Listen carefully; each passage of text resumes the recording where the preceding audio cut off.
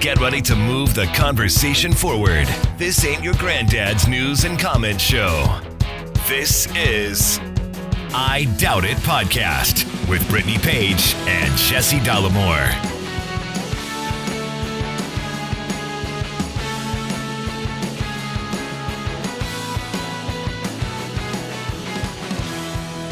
Welcome to the show. Thank you for joining us. Episode 891, if you can believe it, of I Doubt It Podcast. I'm your host, Jesse Dollemore, joined today, as I always am, by the lovely, talented, and indeed scholarly Brittany Page. Everybody. We are running against a poop clock, I guess you could say. And sorry for people who may be sensitive to conversations about certain bodily functions, but you are in the middle of preparing for your colonoscopy. Yeah, I'm in the middle of preparing. In a very literal sense, you are in the middle of specifically the period where you are preparing and being cleaned out, and you have started that process. And we sat down to do the show, and we're like, okay, are you going to have to say, hey, hard edit here, I need to go to the bathroom, how's this going to work? And I guess we're just going to find out in real time. Yeah, listen, if there's any hard edits, both video or audio, it is likely because, clench the butt cheeks, run to the bathroom. Yeah. I'm 2 Dulcolax in. I haven't drank the, for those of you who haven't had a colonoscopy yet. Yeah, tell us the process, because people are afraid of it. Yeah, well, that's the thing I want to dispel is we're making jokes because it's diarrhea. You take a bunch of laxatives and then you have to go to the bathroom to clear yourself out so they can shove the camera in your asshole and then scope around and see if there's anything not good. Yeah. In the purview of what's the doctor? Gastroenterologist? Is that what they are? I believe so. Yeah, you would think I would know, but I don't.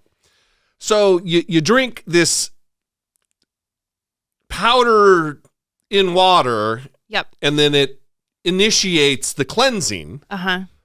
At 6 o'clock, I have to do that. But I've prepped by taking some Dulcolax. And drinking a lot of liquid. And drinking a lot of water. Mm-hmm. Today, it's so weird. The weird thing about it is how I'm not going to be eating until tomorrow afternoon. Mm-hmm. I haven't eaten since Wednesday night.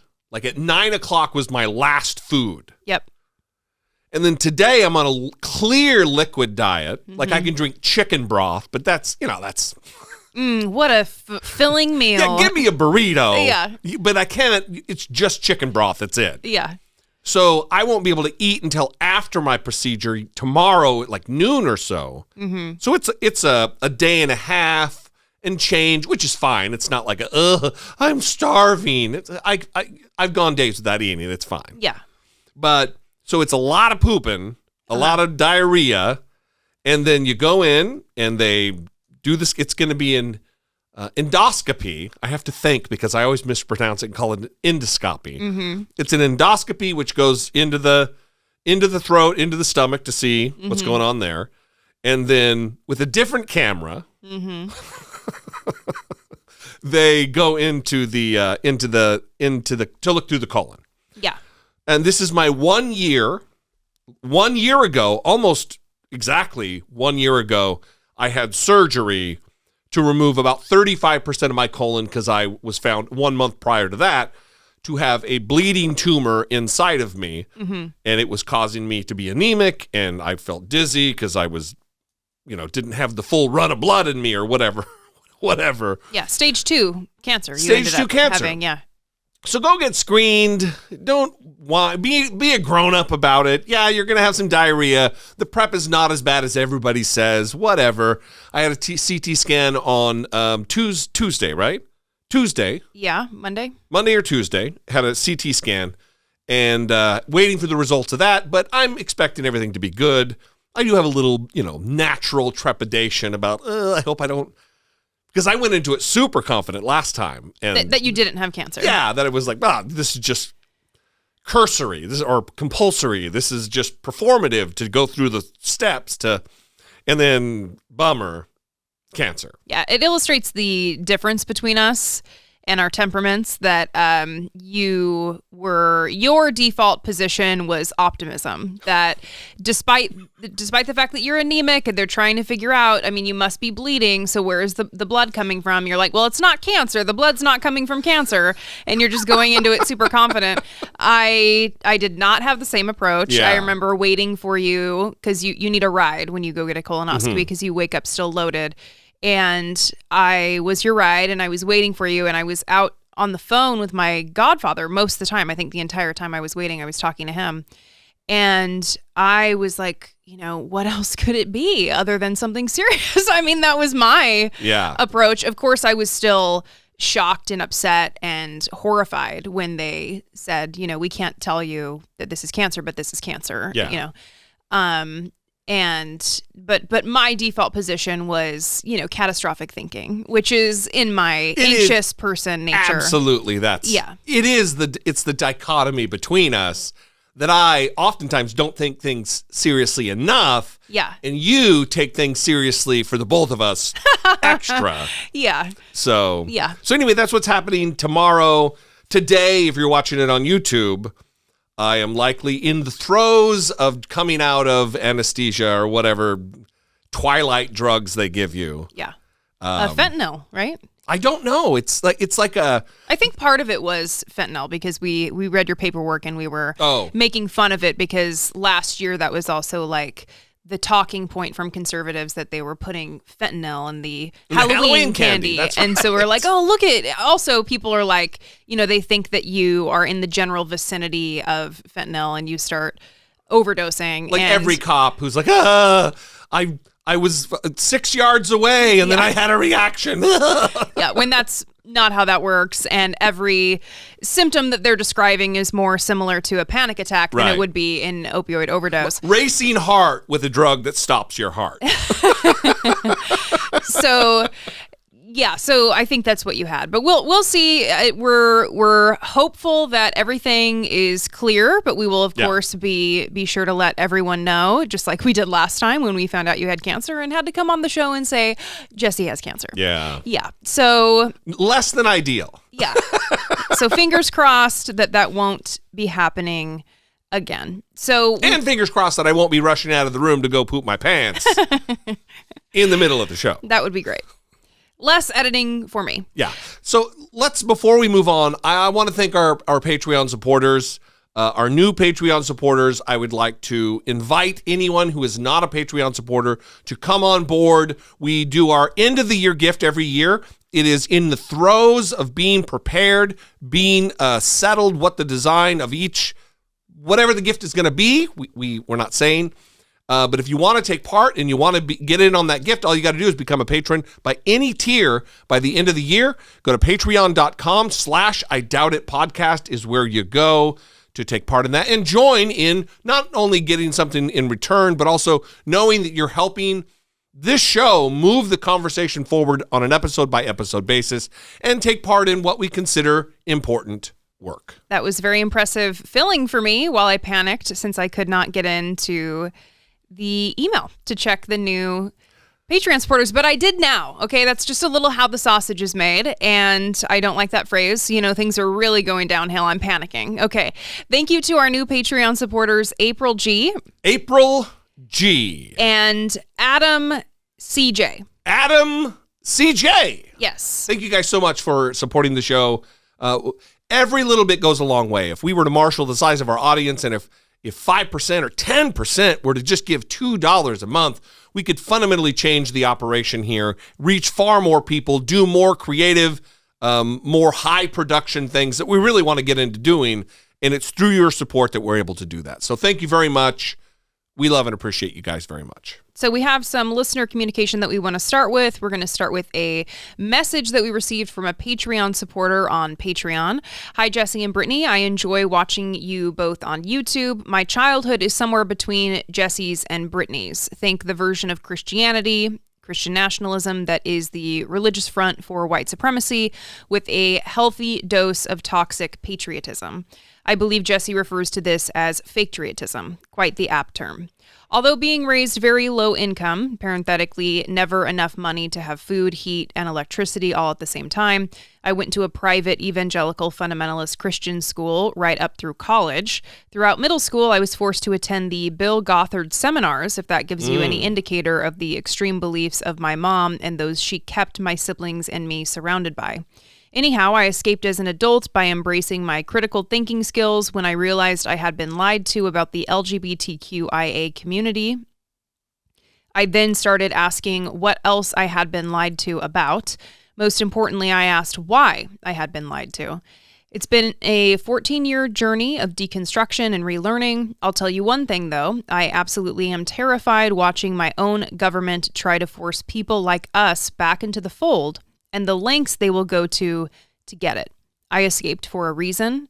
Anyhow, thanks so much for what you both do. Those of us who have an understanding of what Republicans are trying to force onto all of us have an ethical and moral responsibility to call it out and to do so loudly.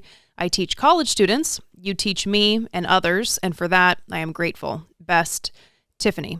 And like I said, Tiffany's a Patreon supporter, so thank you so much for the message as well as the support. And I should say, this message is in response to a voicemail that we got on episode 889, where a listener asked us how we escaped our upbringings. Mm-hmm. Yeah. Yeah, well, Tiffany, listen, thank you very much. It is nice to know that there's a community of like-minded individuals who grew up under the yoke of the same oppression and indoctrination, and that it is heartening to know that you escaped as well, and that a lot of people have. I didn't go to a Christian school. I didn't go to a school where they just make you do workbooks about dinosaurs and humans living together in harmony. But I have dear friends in my life, lifelong friends who did grow up that way and were robbed of. They were robbed of it in real time, and then they've had to do a lot of the catch up that I believe you probably had to do, Tiffany, where you have zero pop culture knowledge, you don't have an accurate understanding of history, both ancient, geological history relative to like the dinosaurs going back that far, but also just the history of the United States, believing that, like I talked in a video yesterday about believing that the Constitution was a divinely inspired document that drew from the Bible to structure our government. All of these ahistorical understandings and teachings of the history of the United States that are put upon a vast swath of Americans is, I'm using this term very loosely and colloquially, but it's a criminal. You're not doing a kid service. You're harming a child by teaching them things that are just patently false. And there are millions and millions of people out there who undergo this type of indoctrination still to this day. Yeah. Well, and I think Tiffany's background is likely very much an asset in Tiffany's work with the students that are in the classes that she's teaching. So I think that that's awesome and happy to have you on the team, I guess we should say.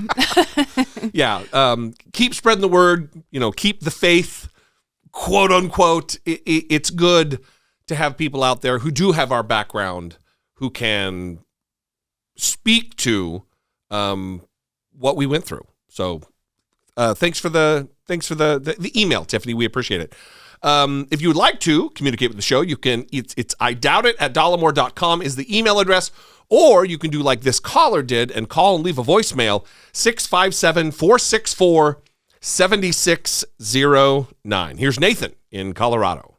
Hey, Jesse and Brittany, it's Nathan in Denver. I am standing in my wood shop trying to figure out what I'm going to do to start making money again, as I have been unemployed for 3 months now. I was laid off at the beginning of August and fortunately had some savings set up, but nonetheless, finding myself in a position where, like many other Americans, there are just no jobs available. Or the jobs that are available usually will send you an automated response within 2 to 3 days saying that you don't qualify even if you have all of the qualifications. So as I'm standing here, I listened to the intro regarding student debts, and I don't have a way to pay them.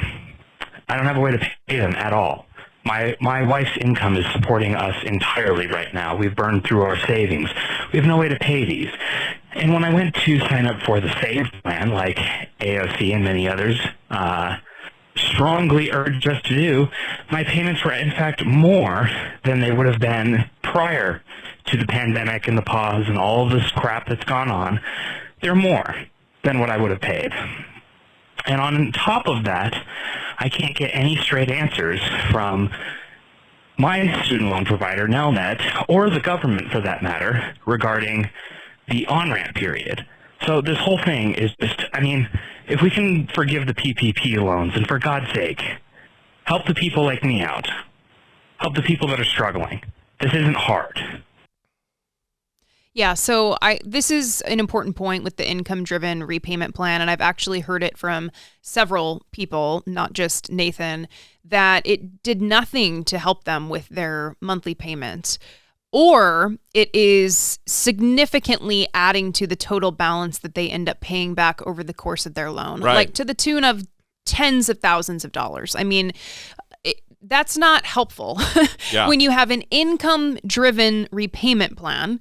And the way that I've previously thought of those plans, it's designed to, number one, help reduce the monthly payment that you're making, but also, number two, get you to a point where once you've made a certain amount of payments, then the rest of it goes away because you've shown a good faith effort to repay that loan. And in lieu of them zeroing out the interest, I don't see what the point is. I mean, they're just trying to turn a profit on all of these people's loans. People like Nathan, people like me. We talked about on the last episode. I made my first payment, $1,000, more than my monthly payment amount, and the entire thing went to interest.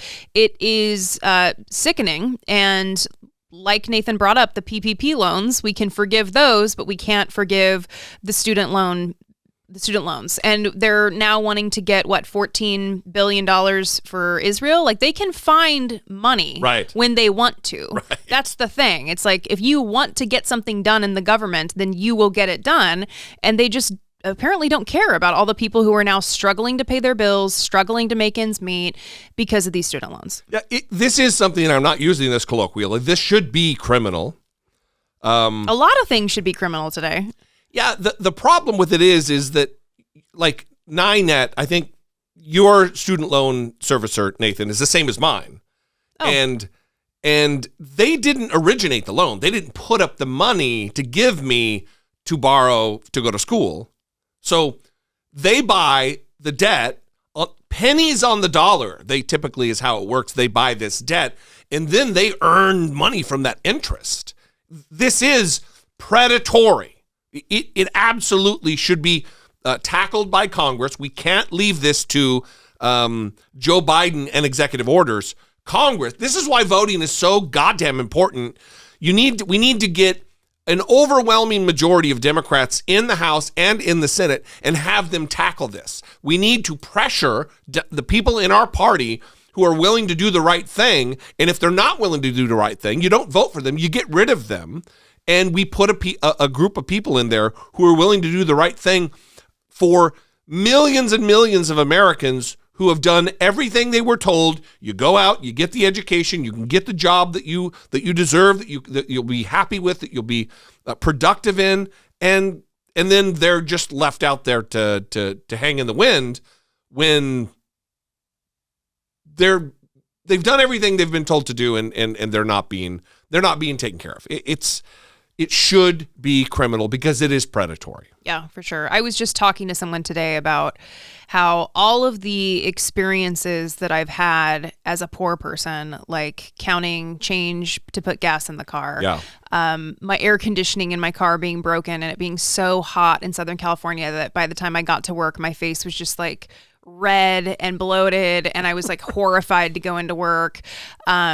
Waking up to my electricity being turned off, and then they wanted like $300 to turn it back on, and I'm like, I couldn't pay my bill. Where do you think I'm going to get $300 to turn it back on? Yeah, and it wasn't even like money to just, you owe us $300. It's we're going to turn it on when you come clean on the bill, when you come full on the bill, and then we want a deposit from you in case this happens again. And that's the only way you get your power turned back on. Yeah, it's absolutely maddening. And I was telling this person when I was like apparently reliving all of my financial traumas that I never want to let go of those experiences. I want those to be foundational experiences that I always remember and that I never feel too far away from, because for people like Nathan and people who are out there listening to Nathan and saying, that's almost exactly how I'm feeling, that's exactly what my situation is, you know, even if I am not in a place where my electricity is being shut off, I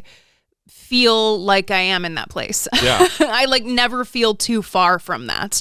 And that's why I made that remark on the last episode that like for now I'm able to pay my loans, but we'll see what happens in the future. You know, we don't know. No one knows. I'm being very realistic when I say that. I know it's a little like gloom and doom, but I think it's just realistic. You have to kind of be with reality on reality's terms. So I guess let's end on a positive note that we are going to keep fighting and talking about this issue, and that there is so much solidarity with people that I think are now seeing the injustice of this and that it's not right, and that there should be something done. There should be a remedy provided by the government for this because it's not right. And there's a growing movement. And I think that that's important. We got to keep on fighting, keep on working for that. Yeah. We would love to hear. Thank you, Nathan, for the voicemail. Thank you, Tiffany, for the email. We would love to hear from you if you'd like to call, ask a question, make a comment, just have a general point of view that you want to get across to help us move the conversation forward. You can call 657-464-7609. Of course, as always, you can email us. I doubt it at Dollemore.com.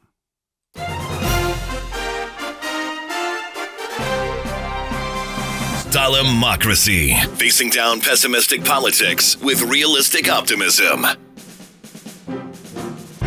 So one thing that we talk a lot about on the show is police behaving badly. Yeah. And that's not just to be like talking bad about the police all the time. It's that it's important to talk about the injustice of the police system and all of the flaws that are just inherent in policing. Yeah, I always like to urge the audience to hold people in positions of authority and power to a higher standard than, like, for instance, you want someone who has the power to arrest, who carries a weapon, who oftentimes can, with a hair trigger, kill an unarmed citizen and then get away with it. You want to hold those people to a higher standard than you do someone who works at a drive-thru, working hard 40 hours a week at a Wendy's or something. And that gets lost on a lot of people. Cops should be absolutely held to a higher account. And that's what we do on this show. It's not about bashing cops. It's about bashing bad cops and holding bad cops to account. And oftentimes, there are too many bad cops.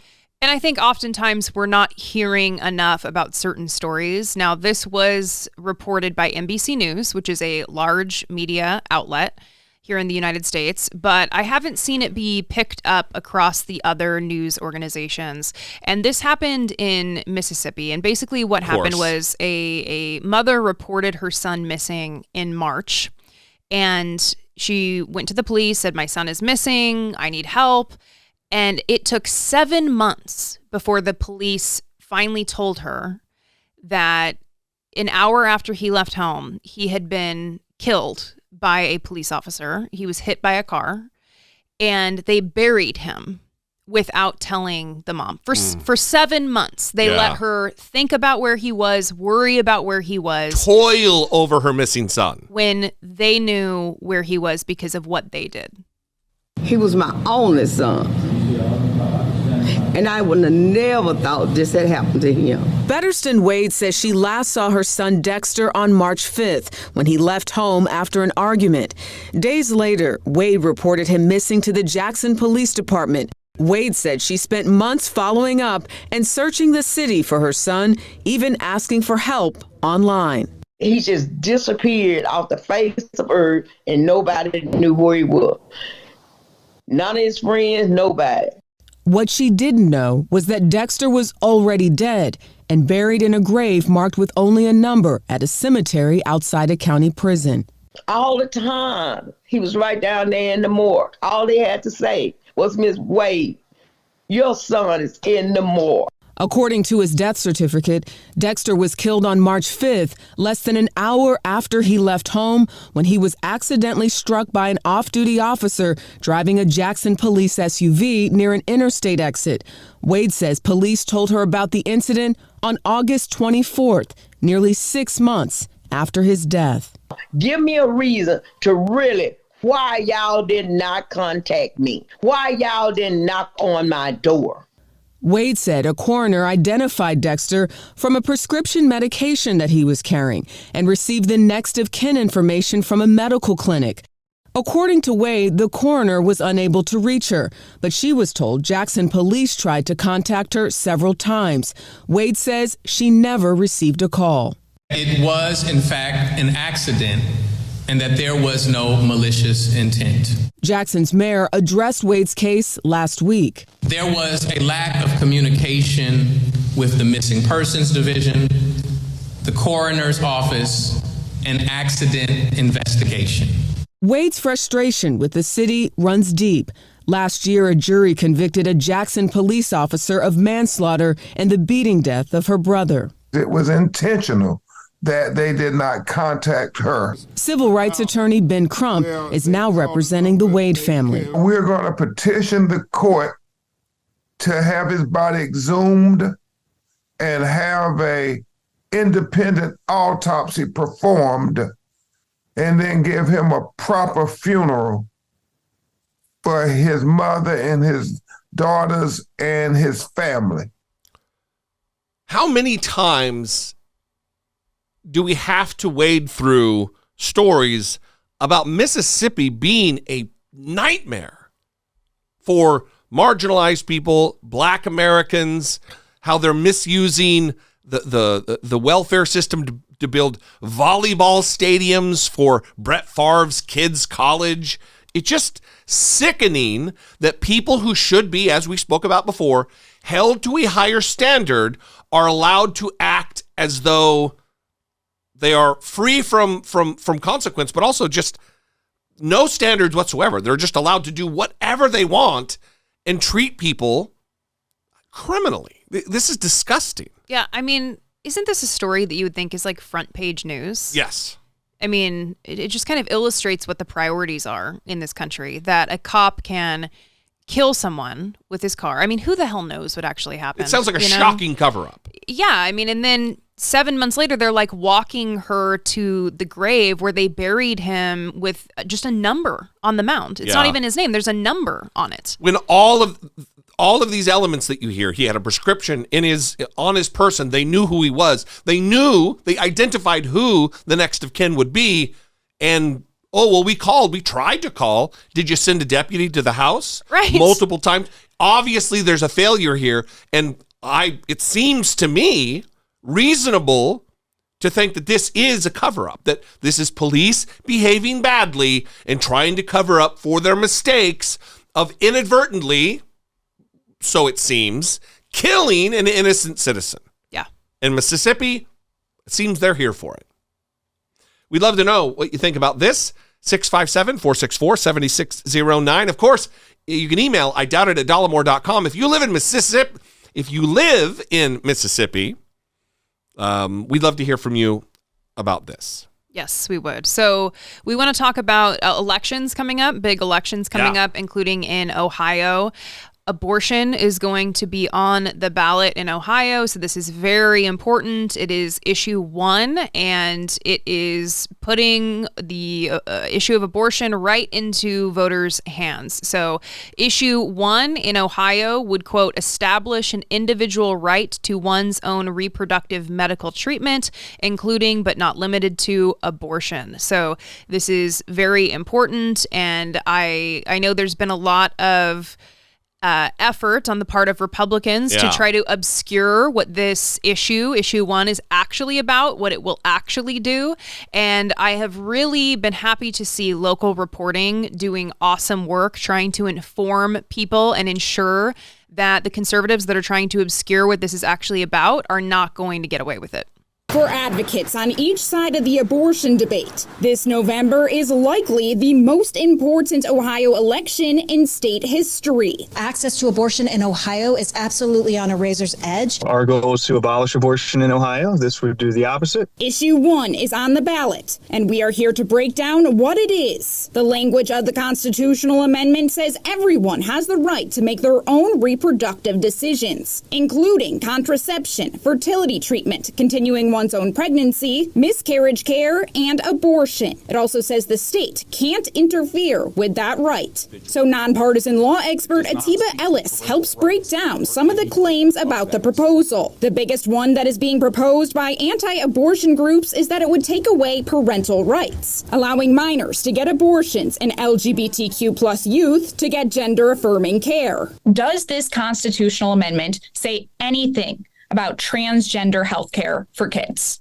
No, it doesn't. If it's not in the text of the proposed amendment, then it's not going to change the law on those issues. He says the same policy applies for minors getting abortions. Current law requires them to get parental consent, and if they can't, they would need a judge to sign off on it. So what will happen if issue 1 passes? Put us back into the status quo of the law before overruling Roe. This means abortion would be allowed until 22 weeks. But would the Republican lawmakers be able to overturn it? Ellis says no. And the legislature can't rewrite it once it's in the Constitution. And if it fails? These justices are poised to reinstate and reimpose a 6-week abortion ban. The Ohio Supreme Court is hearing a case on the state's current abortion ban, one that was blocked a year ago. Jesse Hill with the ACLU says the GOP-led court would likely put this ban back into effect. But Austin Beigel with End Abortion Ohio says his team is working for even more restrictions. He has been talking to lawmakers about a total abortion ban, and he says they've been receptive. We want there to be equal protection for all people. The Ohio House has previously proposed legislation abolishing it. At the Ohio State House, I'm Morgan Trow reporting. I love that guy that they interviewed who's like, I want to put an end to all abortion. Like, what is wrong with you? Can you just mind your own business? I don't. This issue 1, you may be familiar with hearing about it a few months ago when it was put on the ballot as a way to thwart even getting this to this point, and it failed. Mm-hmm. It was interesting when you said that abortion is on the ballot. Abortion's on the ballot all across the country. In this case, though, it's literally on the ballot. It's on the minds of Americans all across the country. We've got an election here just south of us in Virginia, and it's going to be telling, and I think it's going to be, a trial balloon, as it were, about what is to come in 2024 and how voters are feeling about the fact that Roe has fallen. Roe has been overturned by a radical Donald Trump Supreme Court. And I think, my prediction, if I'm making predictions, I shouldn't be making predictions, but here I am making predictions. This is going to go the way of pro-choice groups, pro-choice Americans, because overwhelmingly Americans are not for the draconian, tyrannical overturning of Roe versus Wade, and they agree that women, people seeking abortions, deserve bodily autonomy, and this, I think, is going to go the right way. I think that's a pretty safe prognostication, and I say that because abortion has been on the ballot in a handful of states. Yeah, even states like Kansas, yeah, which are far more right-leaning than others. Right, and it continues to go the right way for people who are pro-choice. So I think this is going to go the right way. I think that you're going to continue to see Republicans try to do what they can to, again, obscure what it actually is. I mean, they were lying and saying it's about parental rights because they know that plays. They were lying saying that it has something to do with trans issues. I mean, they'll say... Because, it's scary. Yeah, they'll say whatever they need to say because they know that they're going to lose. And good. It's so strange to me. I mean, it's not strange. Evangelical Christians are oftentimes just hypocritical liars and scumbags. But for them to just outright lie about what is in the bill in direct, flying in the face of the admonitions in their scriptures about lying and bearing false witness and all of this. They don't care. They want to fundamentally restructure America into a Christo-fascist state. And if that means lying and violating the tenets of their faith, they don't care. Yeah, I also love that the guy that they were interviewing in that package, they were like, so is this actually about parental rights? And he's like, no, if it doesn't say anything about parental rights, Right. then that doesn't have anything to do with parental rights. Like, just read the thing. This isn't hard. Yeah, so good news, we'll see. It is news. We don't know whether it's good or not, but we'll find out on this next Tuesday when this goes to the ballot.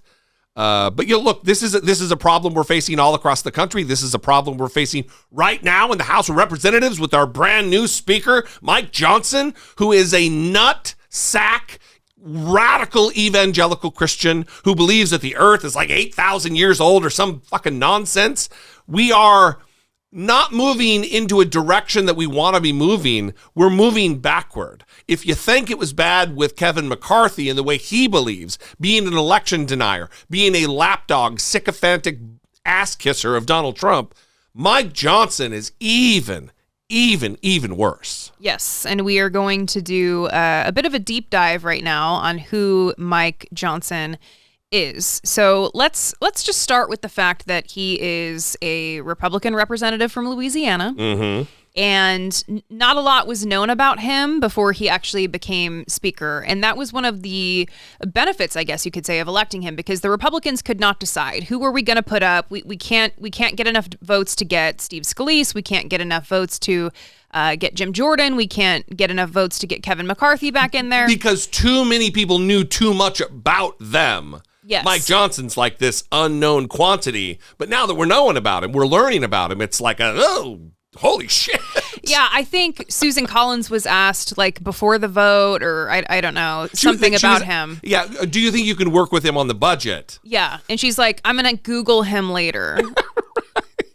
Not a great sign. Susan Collins. Not a great sign. But let's just kind of review who he is. So he's a close ally of Donald Trump. Yep. He is anti-abortion. He is anti-LGBTQ. We're going to get into that. He has horrible, disgusting views. Virulently anti-gay, anti-trans, just sickening. Yeah, he voted against Ukraine aid, but he also, and this one's important, he opposed the certifying of the 2020 election. So you remember when the moderates, quote unquote moderates, were not hard air quotes on that. Were not able to support Jim Jordan publicly in their vote for speaker.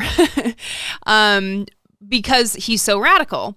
Well, I don't know why somehow it changed and they're able to support Mike Johnson because he opposed certifying the 2020 election. He tweeted on November 7th, 2020, I have just called President Trump to say this. Stay strong in your caucus. No. Stay strong and keep fighting, sir. The nation is depending upon your resolve. We must exhaust every available legal remedy to restore Americans' trust in the fairness of our election system.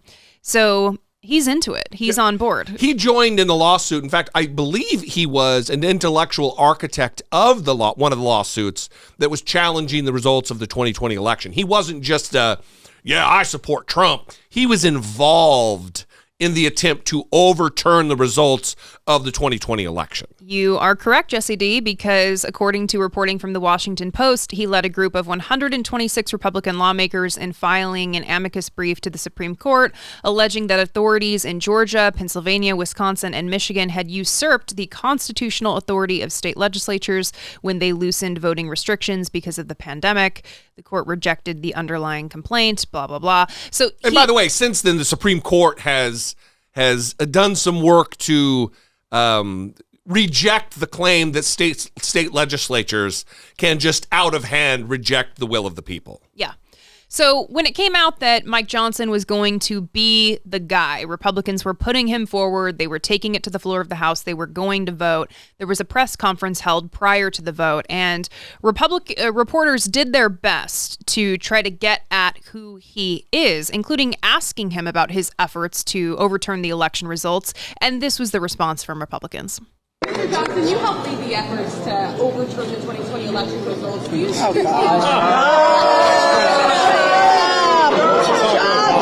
Next question. Now let me paint a picture for you. If you're not watching this on YouTube, if you're not watching this on video, you don't know who the cast of characters that were around Mike Johnson. First of all, to his left, on screen right, directly there was Lauren Boebert.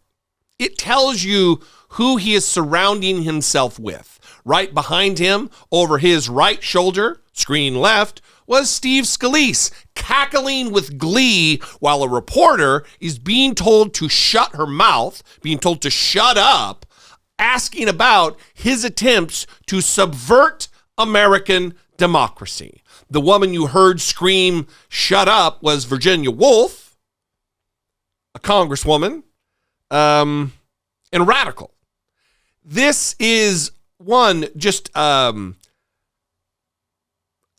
abject disrespect of the First Amendment. Everybody thinks the First Amendment is just freedom of speech, but freedom of the press, to have a press that can operate unfettered to get to the truth for the American people, is a fundamental concept within the First Amendment that Republicans who scream about free speech all the time just don't give a shit about. Yeah, well, we're going to get into some of his inconsistent religious beliefs, but I do think it's funny that once he was elected Speaker of the House, he got up and talked about how he believes, his faith calls him to believe, that God chooses its leaders and elevates people to certain positions of power. And I guess he believes that in like his elections, right? But he doesn't believe that in other elections where it might involve someone named President Joe Biden. Yeah, I guess that's where there's a limit to God choosing the leader. But let's get into some of Mike Johnson's values, some of his comments that he's made, because he's not well known, and we want to make sure that you know who he is, that you know who every single Republican in the House voted for, even the ones who call themselves moderate. This is their guy. This is their guy. A guy who says that we should really hearken back to the 18th century for our values. Oh, you bigot. Can't you be a little more open-minded? Come on. That's so like 18th century, Well, they told us that if we didn't maintain those 18th century values, that the Republic would not stand. And so this is the condition we find ourselves in today. What exactly are the 18th century values you're talking about, Mike Johnson? Is it slavery? Is it women not having the right to vote? Is it only white landowners having political power in this country? Are those the 18th century values you're talking about? This is the way of the Republican when they talk this way. When people like Michael Knowles or Matt Walsh or Ben Shapiro or any host of idiot conservative runs their mouths, they're very vague about what 18th century, what 1700s values it is that they're talking about. Because as far as I'm concerned, the world is a lot better place. Our values are more defined and secure and protective of marginalized groups than they were when rich white men were in control. Yeah, and I mean, this gets to the heart of his inconsistent views, where there's just not a lot of clarity because, he went on Sean Hannity after he got the speaker position, and he said, if you want to know about my views, if you want to know about what I believe, just pick up a Bible. And it's like, okay, even within that book, there's a lot of very contradicting ideas and themes. So, I mean, that it really tells me nothing about what you believe and what your values actually are. Does that mean your values are, if a man encounters a virgin who has not been pledged to be married and he rapes her, he should pay the father of the rape victim 50 shekels of silver, and then he must marry the rape victim? Meaning the rape victim must marry her attacker. Just open up a Bible. You'll find out exactly what I believe. Is that what you're talking about, Mike Johnson? Something tells me maybe, actually, I don't know. Maybe it is, maybe it's not. I don't know. He would probably say, oh, no, not that. This other stuff over here, but not that thing. Yeah. You just very unclear about. Classic cafeteria style. We get it. So Mike Johnson also, like we said, anti-abortion, and he's actually made some strange comments regarding the overturning of Roe v. Wade. This is a clip from a House Judiciary Committee hearing where he talked about Roe v. Wade giving constitutional cover and somehow made an argument that, like, if you allow abortions, then there's going to be fewer workers in the economy. Roe v. Wade gave constitutional cover to the elective killing of unborn children in America, period. You think about the implications of that on the economy. We're all struggling here to cover the bases of Social Security and Medicare and Medicaid and all the rest. If we had all those able-bodied workers in the economy, we wouldn't be going upside down and toppling over like this. Listen, the gentleman, I will not yield. I will not. Roe was a terrible corruption of America's constitutional jurisprudence. I love this. I love that the main concern is like, what about these babies that we can put to work?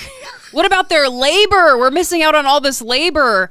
Forgetting, of course, that people who are forced to have babies against their will are going to be inevitably taken out of the workforce for a period of time. Given the lack of child care services and support that we have in this country, there are people that, if they have a child, are going to be taken out of the workforce because they can't afford child care. They can't access child care. And you'd think that he would care about those babies that are here and struggling right now, or even the ones that haven't been born yet that are going to be struggling. But no, he just sees it as, why are you killing the workers? Yeah, it is a bizarre thing that Republicans who act like they have a stranglehold on economics and the workforce and how things work, they completely ignore the fact of what the financial outcomes are generally for people who wait to have children. People who have children early on don't do as well financially over the long haul. And if you don't do as well financially, you become more of a draw on the system. And if you do well or better financially, you generate tax revenue. So he wants to act like he's got a stranglehold on this, but really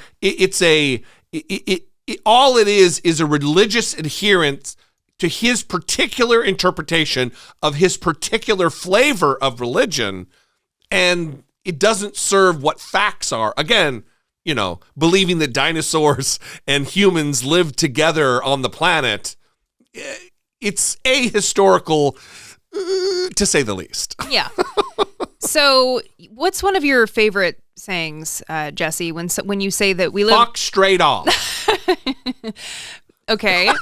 What's another one of your favorite sayings? When you say that we live in a democracy and people respond to that, what's your favorite saying that they respond?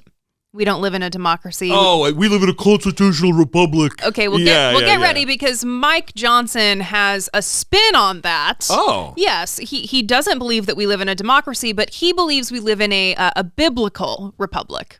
We don't live in a democracy because a democracy is two wolves and a lamb deciding what's for dinner, okay? It's not just majority rule. It's a constitutional republic. And the founders set that up because they followed the biblical admonition on what a civil society is supposed to look like. See, this is straight out of the teachings of a guy named David Barton, who is and I'm seriously going to break my fucking fingers doing air quotes here, a constitutional scholar. This is a guy who believes that the Bible was literally used as a template for our Constitution, that the Constitution wove into the fabric of our country and our laws structures from Deuteronomy, and it's all just a wild stretch that has no basis. If you listen, we know because we have the Federalist Papers, we have all of the notes and the inner workings of what went on and what the arguments were when the Constitution was being formulated, and it was not based on the Bible. It is just a fabrication. Again, strangely enough, radical right-wing evangelicals they don't have any adherence to the truth. They're just liars. Well, and like other Christian nationalists, he doesn't actually believe that there's a separation of church and state. Right. And what's interesting is he's an attorney, and he will use his training as an attorney, his education as an attorney, to make this argument. What's happened, Alex, over the last 60, 70 years is that our generation has been convinced that there's a separation of church and state, right? We heard that term all the time. And most people think that that's part of the Constitution, but it's not. Remember, I'm a constitutional lawyer. He's a constitutional lawyer. Yeah, you don't need... Just being a lawyer doesn't qualify you to make spurless, inaccurate statements about the founding and about our history. Thomas Jefferson, who was involved in all of this, he wrote a letter to the Danbury Baptists, and it was a group of people who were, the way I understand it, upset about the separation of church and state. And Jefferson explained it very well, that to whom are we going to give the power? Which group, which flavor of Christianity are we going to have run the country? And because no one wants to give up that power, no one gets it. You don't want Mike Johnson wouldn't want Muslims being in control. Or atheists. Right, or atheists or any other flavor other than his own. And because of that, it should be a harbinger of doom that we would allow the intertwining, the non-separation, the integration of church and state. It is nonsense, and it is the standard operating procedure, pattern and practice of white Christian nationalists to want their particular version to be the one that rules us all. Has he heard of the Establishment Clause? I mean, as a constitutional lawyer. You would think. Just but curious. It sounds like he does, and it doesn't. I'm saying that as a joke. He absolutely does want his particular interpretation of the Bible, the one of thousands of different interpretations, to oppress the groups he hates and to lift up the groups that he is a part of. Yes. Well, and that is a good segue, Jesse, because we are now going to transition to his hateful anti-gay comments. And we're going to play 2 clips on this. They are both from CNN, where CNN's K-File, Andrew Kaczynski, dug up some anti-gay comments that Mike Johnson has made over the course of his career. And we'll start here. It's time for an honest conversation about homosexuality. There's freedom to change if you want to. CNN K-File, Andrew Kaczynski is out front. So, Andrew, that's, pretty unambiguous. But what else did you find? Yeah, so for years, Johnson worked with this group called Exodus International on an anti-gay event aimed at teens. Now, Exodus was a leader in what was called the ex-gay movement. We talked a little bit about it in that intro, where they claimed that you could essentially change somebody's sexuality through counseling, through prayer. They basically treated being gay as a mental illness. Now, Johnson and this group, when he was an attorney at this socially conservative organization called the Alliance Defense Fund, collaborated on this event called the Day of Truth. And this was actually in response to a pro-gay event called the Day of Silence. It was to raise awareness about bullying for gay teens. And then they launched this event the next day in 2005 that was about, basically, they'd pass out cards. They would tell people that you could change your sexual behavior. They pointed teens to their website, and this had links to Exodus's ministries. And we actually have some audio of Johnson talking about that event. Let's take a listen to it. Our race, the size of our feet, the color of our eyes, these are things we're born with and we cannot change. But what these adult advocacy groups like the Gay, Lesbian, Straight Education Network are promoting is a type of behavior. Homosexual behavior is something you do. It's not something that you are.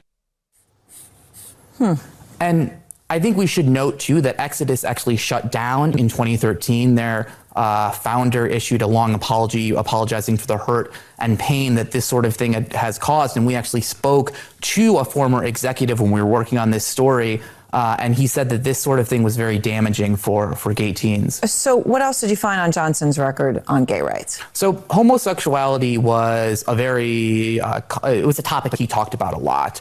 When that Lawrence v. Texas ruling came down in 2003, which threw out state sodomy laws, Johnson actually wrote to say that he thought those laws should have stayed in place. He called homosexuality, we reported last week, inherently unnatural. He called it it a dangerous lifestyle. He was very against same-sex marriage, and he actually said it was going to bring down democracy. And then he said people would be marrying their pets, like goldfish, cats, things like that. Marrying a goldfish. He thinks people are. So. Fucking idiot. Dear God. So in 2004, he also wrote a column saying that polygamists, polyamorous, and pedophiles will be next in line to claim equal protection after gay marriage.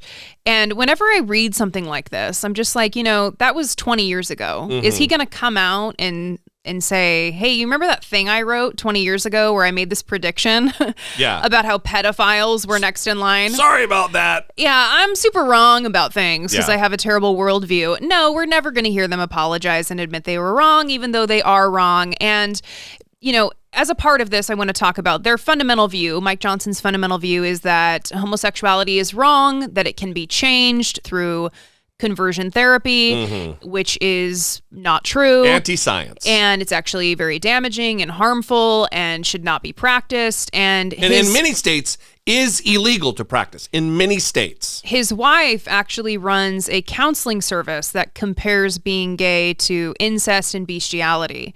And Huffington Post uncovered this. Her name is Kelly Johnson. On the website, the counseling service is called Onward Christian Counseling Services. And they talk about that their counseling services are grounded in the belief that sex is offensive to God if it is not between a man and a woman married to each other. It puts being gay, bisexual, or transgender in the same category as someone who has sex with animals or family members, calling all of these examples of sexual immorality. Now, what's interesting about this is the very next day that this was published in Huffington Post, they took down this website. Oh, so they're not super proud of it. I mean, it seems like they're not. How strange that they would take down this thing that is in alignment with God. Why would they be ashamed of it? Why would they be afraid of it? Why would they run away from it if it is the word and belief of God, the almighty creator of everything seen and unseen? Right. And why wouldn't they respond to a request for comment, which the Huffington Post requested from them, and there was no response? So obviously he's uncomfortable with how everyone is digging up these previous statements so that everyone can see exactly who he really is. So continuing with K-File and Andrew Kaczynski's research here, I want to play, there's this meme online right now where I don't know, they're talking about how like men can't stop talking about the fall of the Roman Empire or something. Yeah, Have I've you been seen seeing that. this? Yeah, I've seen it. And I guess like girlfriends or wives ask their husbands, how often do you think about the Roman Empire? And a lot of these ding-dongs are like, at least once a day. Yeah. Several times a day I think about the Roman Empire. Yeah, and I guess Mike Johnson is right up there too, but like he can't help but think about gay sex.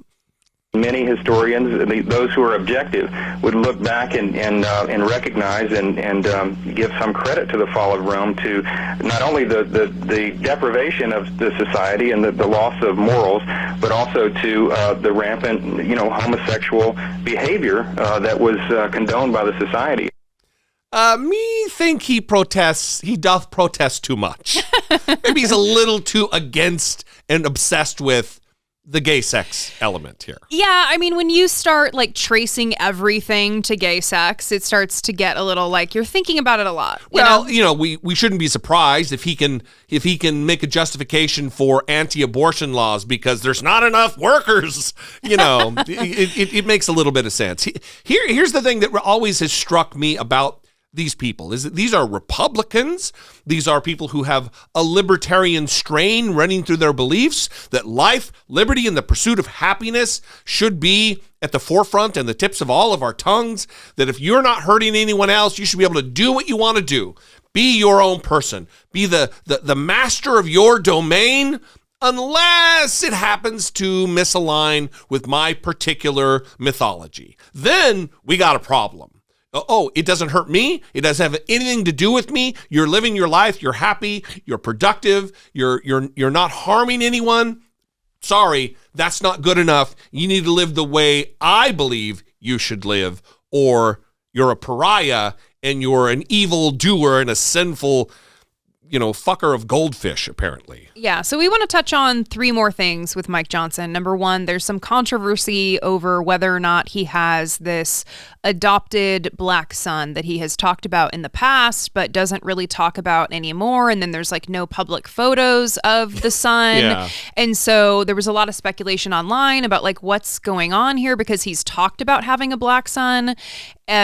Specifically when he like wants to be publicly against reparations and be like, well, I talked to my black son and he says that he's not for it. So it's like the next level. It's like leveling up from, well, I've got a lot of black friends. I'm okay. I'm one of the good ones because I have black friends. This just levels him up that he's adopted a black kid, so I can't be racist. Yeah, so again, after his election to Speaker of the House, there's a lot of questions about it. His office was reached for a comment by Vanity Fair, and his communications director, Corinne Day, gave a statement saying that before he ran for Congress in 2016, or I guess the year he first ran for Congress in 2016, he and his wife spoke to their son, Michael. This is the black son, Michael, who apparently didn't want to be in their new public life. Like he didn't want to be involved in the public spectacle of him running. How convenient. But that they maintain a close relationship with Michael to this day. They were also asked if they formally adopted Michael because apparently he was 14 at the time. Mm-hmm. And I think Mike Johnson was 25. And they said because of the lengthy process, they did not formally adopt him. Oh, so he doesn't have a black son. He didn't adopt a black son. It was all for political points and posturing to be able to be as racist as he needs to be. Gotcha. Fantastic. Good to go, Mike Johnson. Woo! We got you. The communications director also declined to say whether Michael used the same surname as the family. Mm-hmm. But they say they have a close relationship today. So why don't you just say you have a black friend? You don't have to say you adopted the guy who's your black friend, Mike Johnson. So new reporting also came out from the Daily Beast about his finances. Oh, I have heard this, and this is hilarious. This is from Roger Solenberger, who's a great reporter. Definitely follow him wherever you can. He's a fantastic reporter for the Daily Beast. And he found that Mike Johnson does not have a bank account. And because as a member of Congress, you need to fill out your personal financial disclosures.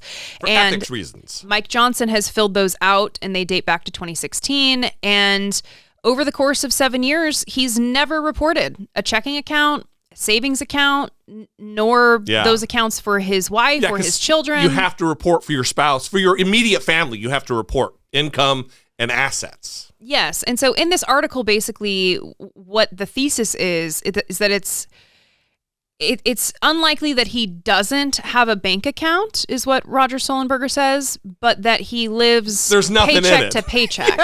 Because I think you would need to report it if it has over $1,000 in the account. Yeah. And so the logic here being that he's either lying about what the amounts are in accounts, or he doesn't have any money, which, listen, this isn't an indictment of living paycheck to paycheck. Millions, tens of millions, maybe hundreds of millions of people live paycheck to paycheck in this country.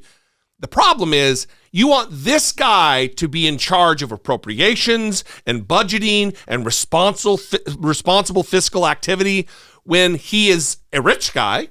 He's making $190,000 a year, now more than that, being Speaker of the House, and he's living paycheck to paycheck. That is a red flag to me. Yeah, well, and so like you're saying, the reason that you report these financial documents and inform the public of what your financial situation is so if you are in financial trouble, it kind of signals that you could be vulnerable to influence buying. Sure. And, so maybe he's vulnerable to some of that. We don't know. Yeah, listen, you can't even get a security clearance if you have terrible enough credit. It does make you susceptible to influence, because if you're just dirt broke and don't know what you're doing when you make this kind of money. And look, it is different with someone like Maxwell Frost, who had not good enough credit to get into an apartment, who's brand new in Congress. This is a guy who's been in Congress for 7 years now. He has an established family. He's been like a radio host. He's had several professional jobs. He's a constitutional lawyer. You would think he would have the wherewithal to be able to scratch together a few dollars to have at least a savings account, right? A retirement account, which he also has not reported. This is a problem, without a doubt, for the guy who is the Speaker of the House of Representatives, second in line to the president, first in line to the president, behind the Vice President of the United States. It's a problem. Well, and on that note, so Mike Johnson is planning to cut roughly $14 billion from funds that were allocated to the IRS in order to get some aid to Israel. And the Congressional Budget Office, that's right, recently CBO, said that this is actually going to increase the deficit by $90 billion over 10 years if they go through with this plan, if House Republicans go through with this plan to cut the IRS's budget in order to give emergency aid to Israel. And Mike Johnson was asked about this because, you know, Republicans, they're very concerned about the deficit. Again, hard finger-breaking air quotes. Yeah, they don't want to increase it, certainly. They're all about ensuring that whatever they do does not increase the deficit. Yeah. Be careful, everybody be careful. Were you surprised by the CBO score, sir? Not surprised at all. Only in Washington, when you cut spending, do they call it Are you alarmed an increase in the deficit. Only in Washington, if you cut spending, does it increase the deficit? The reason that is because the IRS and the enforcement arm of the IRS, the auditors, the people who go through and make sure people are paying what they are, what the government is owed, what they are due in taxes. If you cut the funding of that, then they're not able to go through and enforce people to pay the taxes they owe, and the budget is impacted. You dumb shit. Well, and interestingly enough, and I bet this is not connected at all. I bet there's no connection here, but I just want to throw it out there. I get the idea that something that you're going to say is absolutely connected. I mean, I don't know, but a month ago, the IRS said that they were going to start pursuing 1,600 billionaires who owe at least $250,000 each in overdue taxes. Wow. And that was going to be their priority in terms of revenue. And now it's like, hey, we need to cut the IRS because we actually don't want them to do that. It's not, they're not even sly about it. You know what I mean? Like, oh, we're going to cut the IRS. Well, why do you want to do that? Well, they're going after our voter base. They're going after rich people. Yeah. So, Mike Johnson, terrible person to have in a position of power, dangerous person to have in a position of power. Let me drop the disclaimer and then I will add something. The views and opinions of Jesse Dollemore are solely those of Jesse Dollemore and do not reflect the views and opinions of Brittany Page, who is a far superior person and much more measured and reasonable in her views and analysis. You put a qualifier on there that he is a terrible person to have in a position of power. I would say he's a terrible person. Boop. Period. I don't disagree with that. You don't need a disclaimer for that. I mean, it's very clear. But particularly being in a position of power is dangerous. Without a doubt. And it's scary. And I think people were saying, I'm afraid for Jim Jordan to be in a position of power.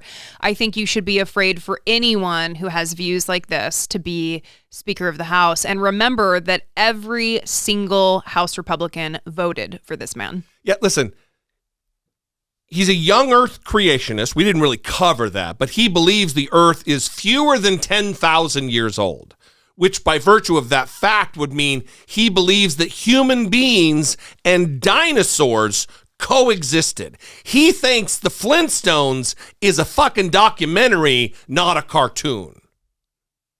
He also questions the existence of gays or whether they should exist. He wants to adhere to an 18th century, a 1700s version of morality and duty and values. This is, without a doubt, and it's not just an invective, he's a bad guy. He's a terrible person, or at the most charitable explanation, he's stupid. So I don't want a terrible person being Speaker of the House, and I don't want a stupid person being Speaker of the House, and by virtue of that, not qualified. Yeah. So remember who Mike Johnson is as we move through into election season. Remember that Republicans put him into a position of power, and remember who the Republican Party is. Yeah. We are going to leave you there. We would ask for your communication and your questions and your comments to help us move the conversation forward, as we like to do on an episode-by-episode basis. You can call 657-464-7609 and leave a brief, fewer than 3-minute voicemail. Google Voice will cut you off. Don't call back. Just leave it at that.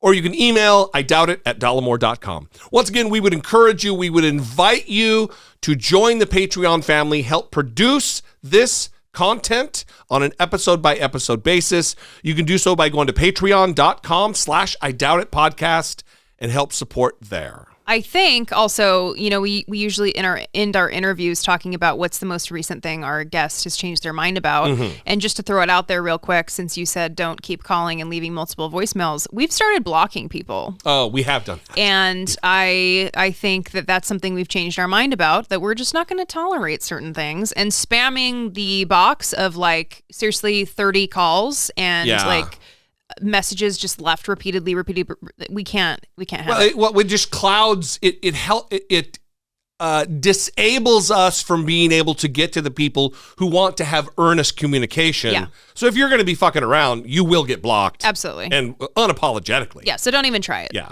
Don't even try it. You heard it there. We're going to leave you there. We love you. We appreciate you very much. Thank you for joining us today. We'll see you next time on 892. We're almost to 900 episodes. Wow. We'll see you next time. For Brittany Page, I'm Jesse Dollemore, and this has been I Doubt It.